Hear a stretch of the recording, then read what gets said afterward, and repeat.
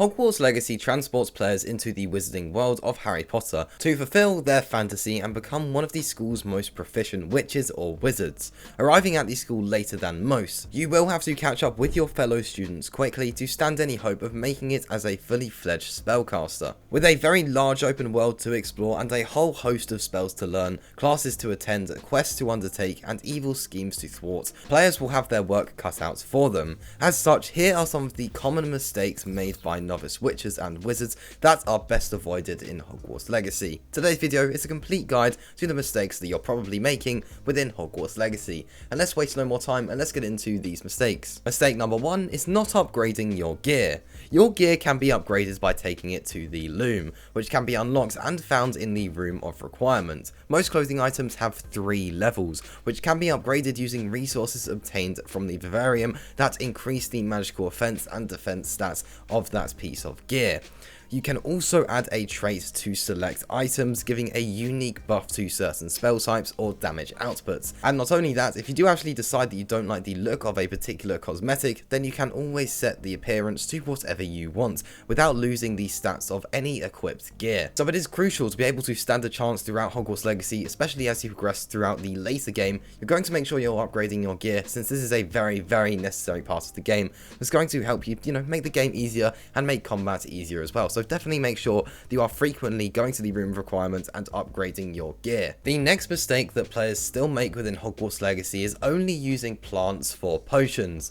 As you progress through the game, you unlock the ability to grow plants in the Room of Requirements, and subsequently mix and brew them together to create very powerful potions, which is great. But what you might not know is that some of these plants can instead be carried around and used in combat. You can deploy chomping cabbages to attack your opponent, or use a mandrake's root to screech to incapacitate nearby foes. Either way, this usefulness of plants in combat is easy to underestimate. It's really crucial that you are actually using these in combat, since it could actually, save your life. So whilst, don't get me wrong, these are amazing for potions and will create very powerful potions and are very effective in that way, they are also very effective when it comes to combat and could help you, vary your combat styles a bit and definitely help you take out a few extra enemies. So yeah, definitely make sure that you are not sleeping on this and definitely using them in combat when the time does come. So the third mistake is ignoring your outpost. The outpost in Hogwarts Legacy is the in-game mailing system that allows NPCs to send letters and notes to you.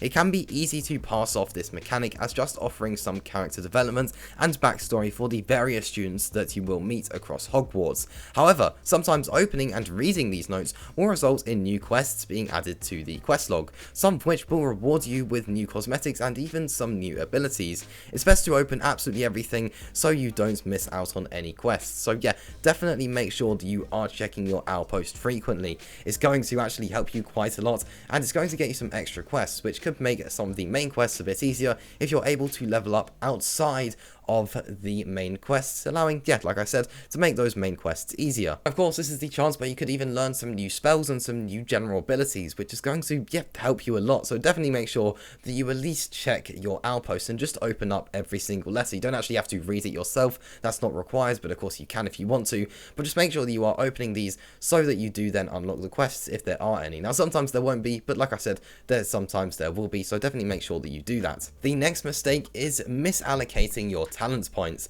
Because Hogwarts Legacy is a role-playing game, you can invest talent points in over 50 talents from 5 different categories. After earning the ability to spend your talents, it can be tempting to spend them in some of the more alluring talent trees like Dark Arts or Room of Requirements. While these will come into their own later on in the game, it might be more beneficial to invest these early talent points in more crucial areas such as the core talent tree. This tree has vital perks like spell knowledge, which gives you access to more spell sets and allows you to switch sets in the midst of combat.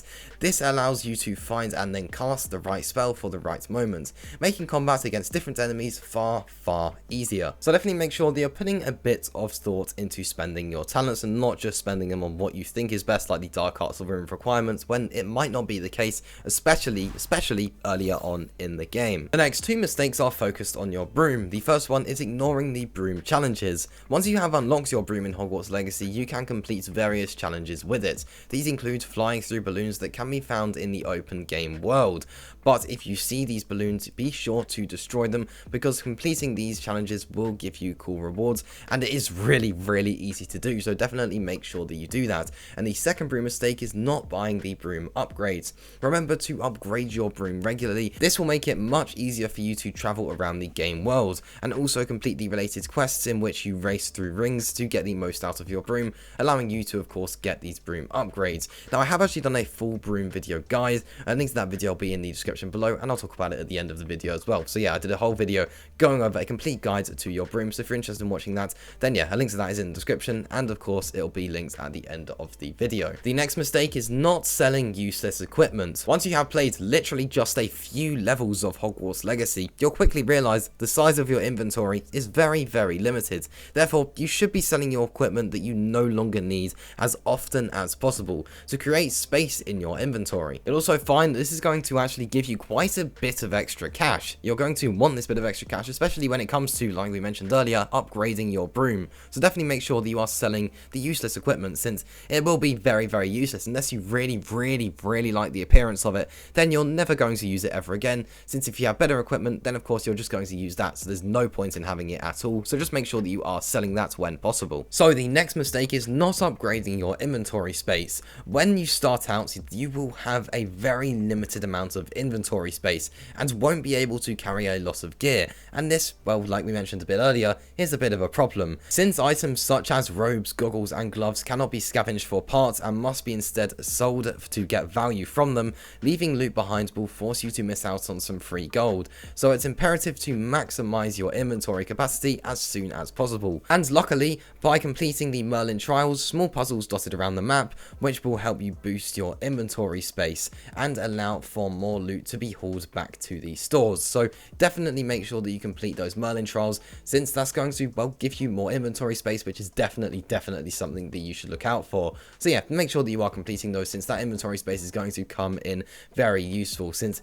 it really isn't that big, especially when you get near the end of the game, you're going to struggle to use that limited space. So definitely make sure you are increasing that when possible. So now we are on to the final mistake that players still make within Hogwarts Legacy, and that is ignoring side and companion quests. There are tons of quests that you can embark on in Hogwarts Legacy, but some give better rewards than others. For example, the lock-picking Alaharama spell can only be acquired by helping Gladwin Moon, the caretaker.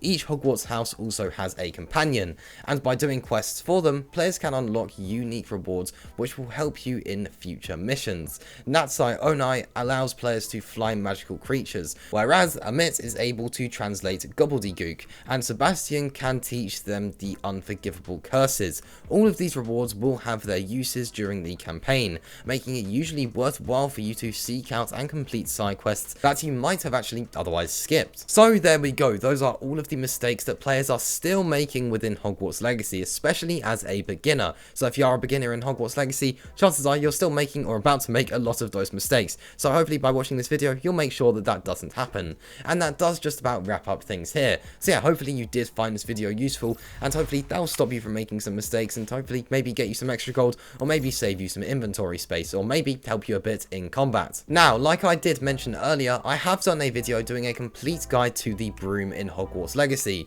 and if you are interested in watching that or think you might find it helpful, then a link to that video is on the screen now. You can go ahead and join me over there.